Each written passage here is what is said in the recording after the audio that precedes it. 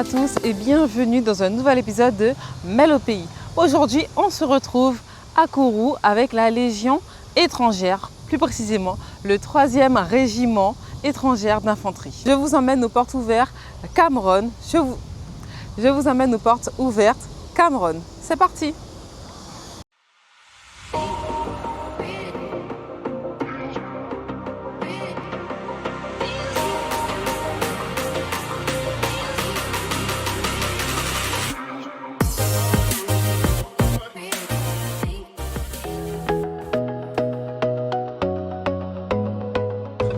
Alors je me retrouve avec le colonel Grossan. Bonjour colonel. Bonjour. Vous allez bien? Merci, oui.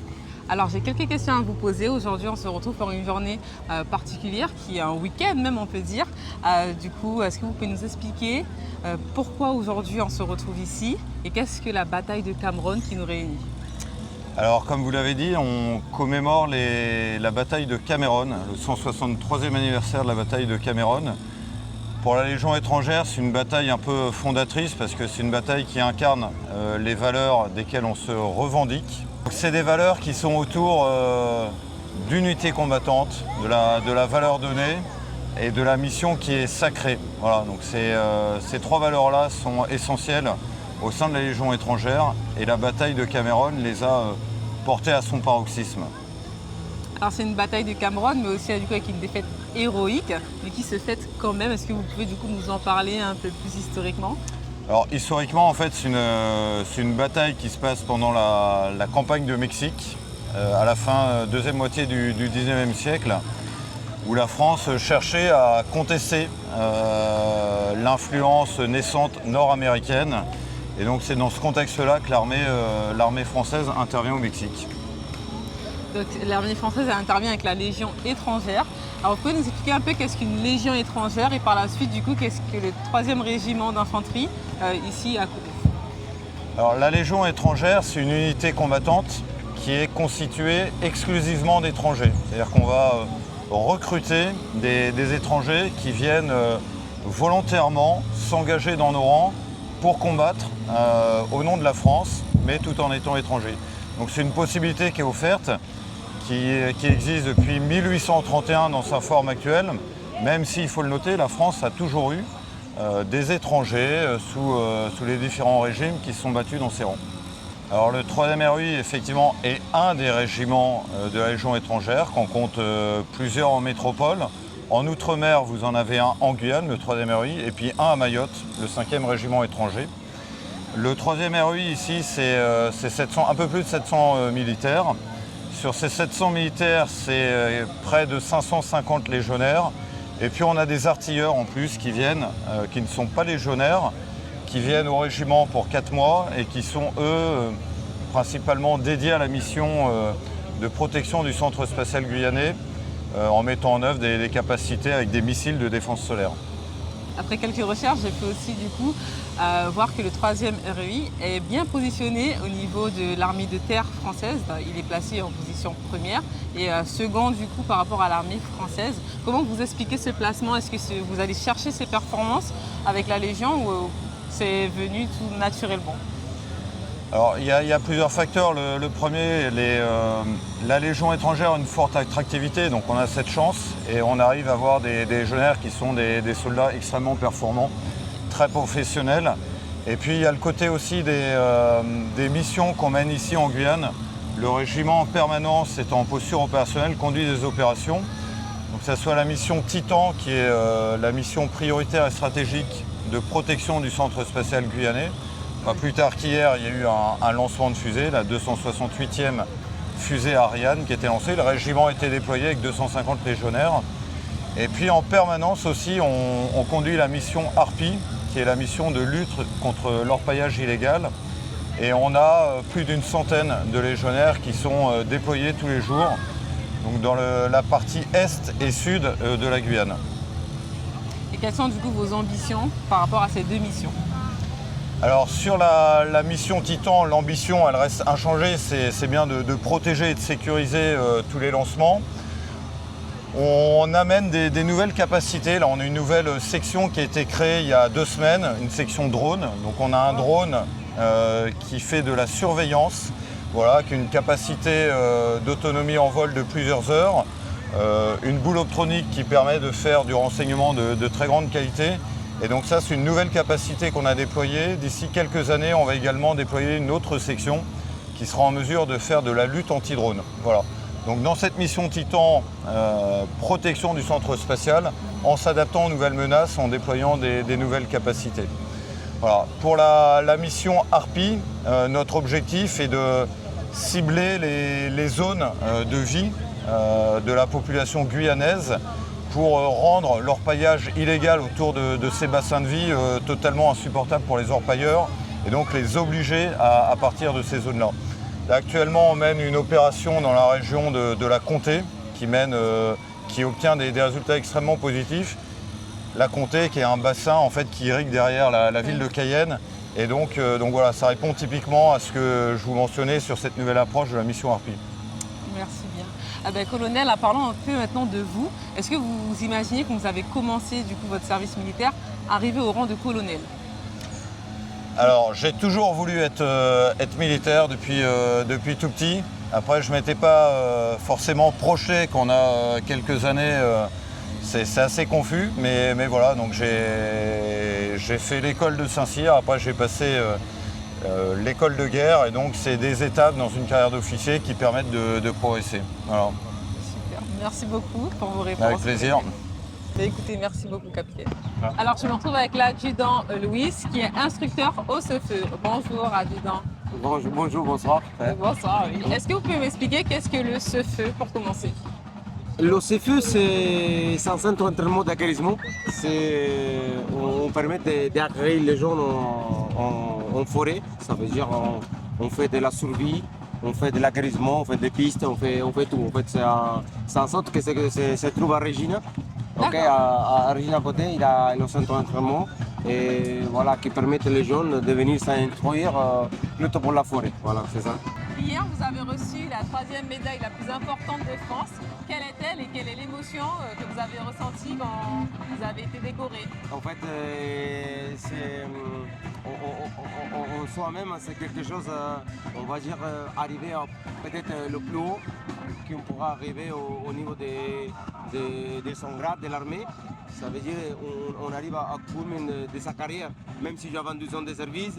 Ça veut dire qu'avec cette médaille, c'est un récompense de tout le travail qu'on a fait, tous les années passées en mission. Tout ça, ça revient en arrière quand on pense à moment qu'ils ont mis la médaille. C'est tout depuis 2004, quand je suis arrivé à la Légion, même avant, quand je suis décidé de partir de Chili à la Légion, c'est quelque chose qui se vient rapidement, c'est des flèches. Toutes les missions, tout ce qu'on a passé, en fait, ça veut dire qu'on arrive à un moment très, très important de leur carrière. Et qu'est-ce qui vous a donné envie d'être militaire? Déjà, c'est mon père. Mon père était déjà ancien militaire, mais au Chili. C'est lui qui était je suis nationalité chilien. Et il était dans l'armée chilienne avant moi. Et toute ma vie, j'ai vécu un peu ça dans l'armée. Et ensuite, après, moi aussi, je suis rentré dans l'armée chilienne. Et après, je suis découvert la Légion étrangère en France. Et moi, mon rêve, c'était d'être parachutiste. Et c'est pour ça que moi, je suis parti un peu à la Légion. Je suis parti 13 ans au REP, au 2e REP, au Calvi.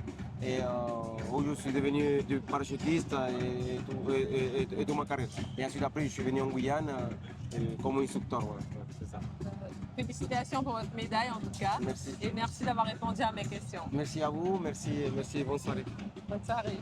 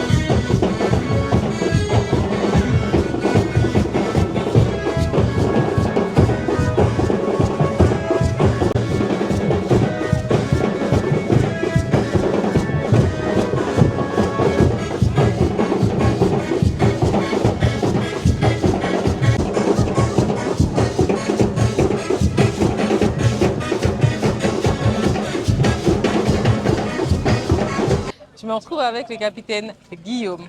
Bonjour, capitaine Guillaume. Bonjour. Alors, est-ce que vous pouvez nous expliquer du coup votre rôle au sein du régiment? Alors, je suis le capitaine Guillaume, donc l'officier communication du 3e régiment étranger d'infanterie. Donc, mon rôle, c'est d'animer les réseaux sociaux du régiment, aussi les relations médias. Donc voilà, par exemple, vous accueillir vous, ça fait partie de mes missions.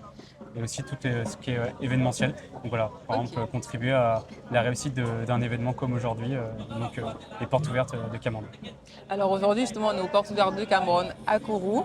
C'est un événement très festif. On voit aussi beaucoup de familles avec du coup, les militaires aussi qui sont en famille.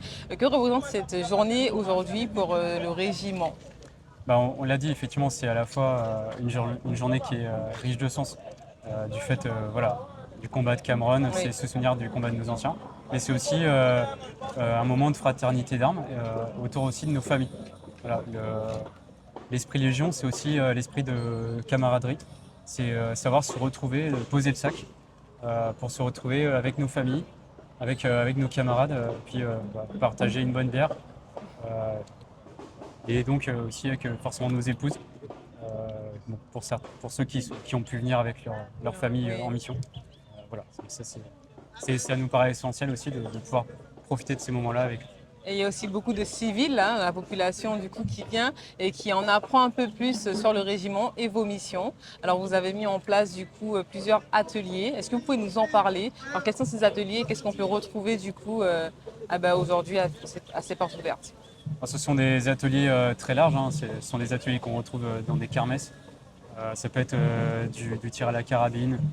Donc là, en l'occurrence, c'est du tir airsoft avec de l'armement factice qu'on utilise aussi nous-mêmes à l'entraînement. Il y a aussi Voilà. des quads, hein, des quads que vous utilisez lors de vos sorties. Tout à fait. Donc les quads de la section d'aide à l'engagement débarqué, c'est la section commando du régiment, là, dont on en fait profiter aux enfants, aux familles qui veulent voir un petit peu nos matériels, les matériels qu'on emploie en mission. Très bien. Et vous, du coup, est-ce que vous aviez du coup pour un rêve d'être militaire? Comment c'est venu à vous? Est-ce que c'est devenu une passion? Est-ce que c'est devenu un métier qui a été censé pour vous? Moi, c'est vrai que j'avais une passion assez ancienne pour l'armée, mais très rapidement, je me suis tourné vers des études longues, qui m'ont amené à faire des études d'histoire, puis un master en journalisme. Donc, j'ai travaillé pendant quelques années dans la presse. Et puis après, j'avais quand même ce rêve qui était encore dans un coin de ma tête, d'être journaliste de guerre. Ah, Et j'ai journaliste découvert, de guerre, waouh. j'ai découvert pendant des reportages les métiers d'officier communication, avec qui j'étais en liaison notamment pour certains de mes reportages. Et je me suis dit, mais pourquoi pas, en fait, c'est l'idéal, ça permet à la fois d'être sur le terrain, donc, comme je le faisais quand j'étais journaliste, Oui. et en même temps de pouvoir être en immersion totale. Voilà. Et donc, ça m'a obligé par contre à faire passer le la concours, formation militaire qui s'impose. Et puis après, adopter totalement le statut militaire. Mais pour le coup, je regrette pas du tout mon choix. Super. La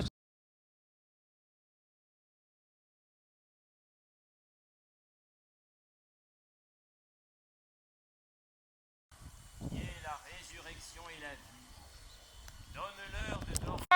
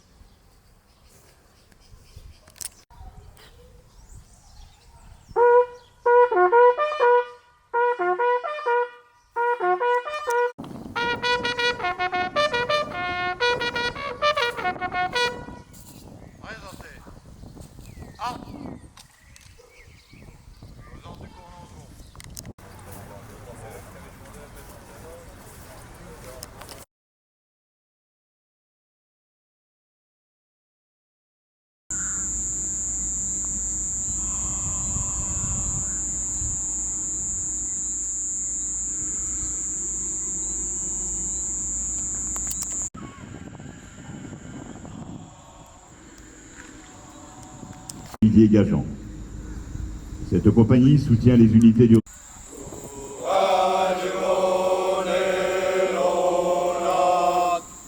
de l'amicale des anciens légionnaires en Guyane avec son porte-drapeau.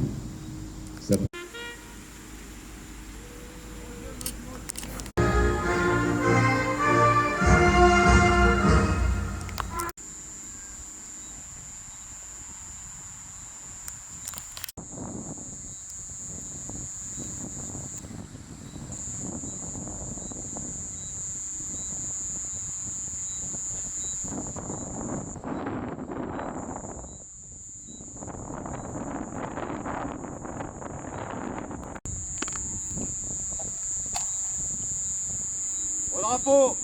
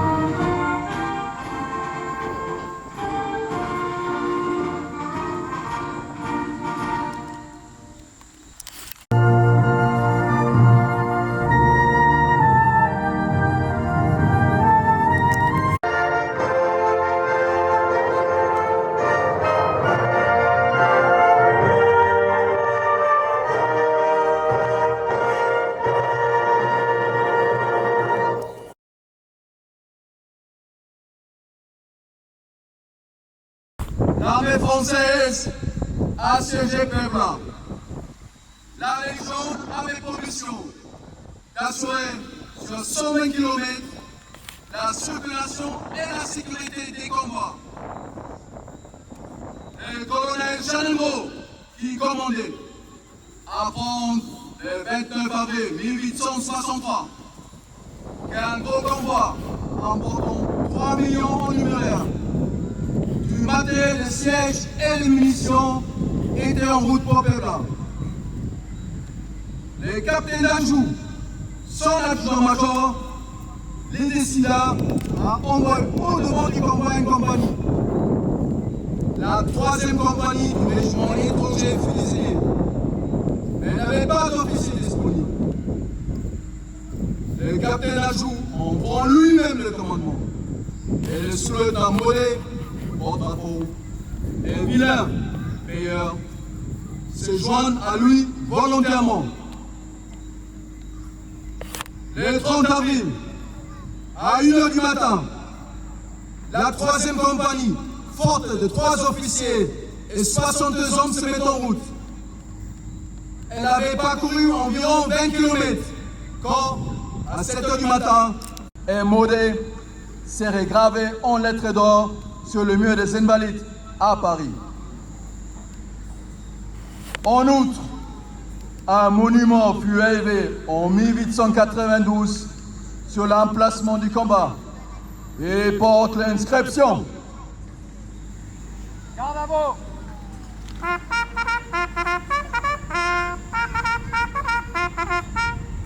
Présentez. Armes.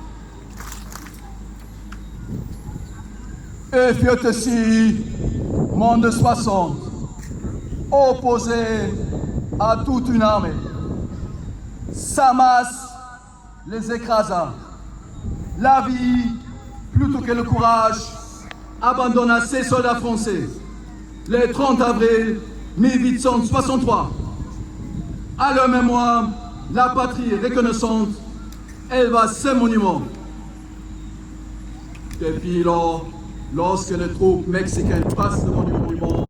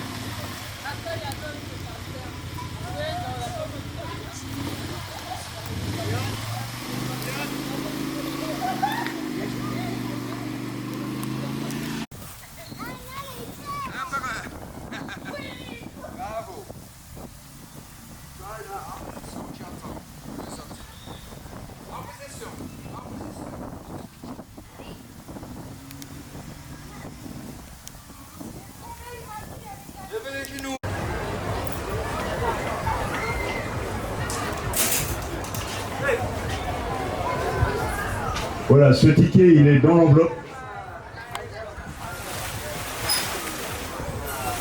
L'enveloppe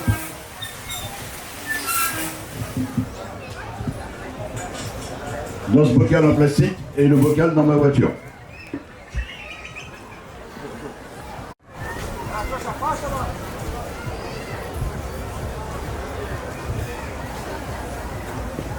Le numéro est le 01 642.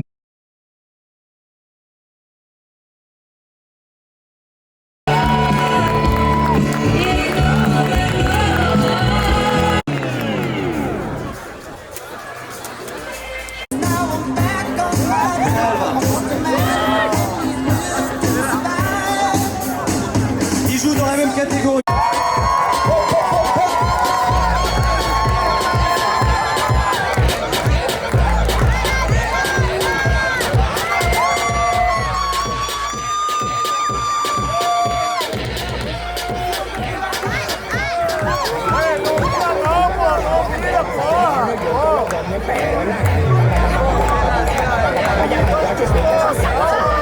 Ce n'est pas son cavalier, c'est son garde du corps. Mesdames et messieurs, Daniela de la CCM. Daniela, as-tu un dernier mot à dire à nos légionnaires? Je dois dire légionnaire, sois fiers de vous, de qui vous êtes et de qui vous représente. Parce que la Légion, ça ne sert à rien sans vous. La Légion, c'est la fidélité, l'honneur et le respect. J'ai beaucoup de respect pour tous les étrangers qui ont quitté leur pays. Ana Paola de l'état-major. È un alicante a pressione che tiene abajo, ¿no? Secondo me, come lancia il potere. No hay nadie que me despegue como nos grita el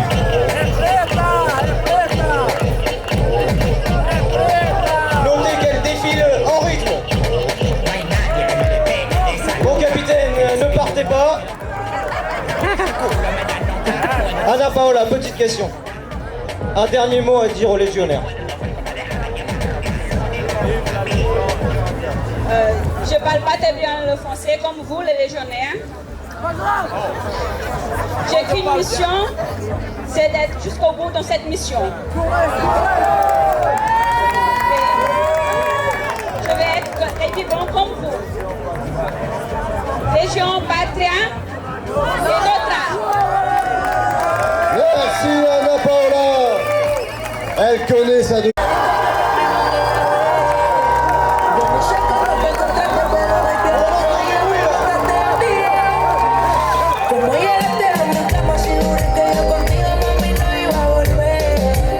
Continuez dans les popotes compagnie où les Miss sont évidemment conviées et vous pourrez faire des photos avec elles. Merci à tous, merci le public.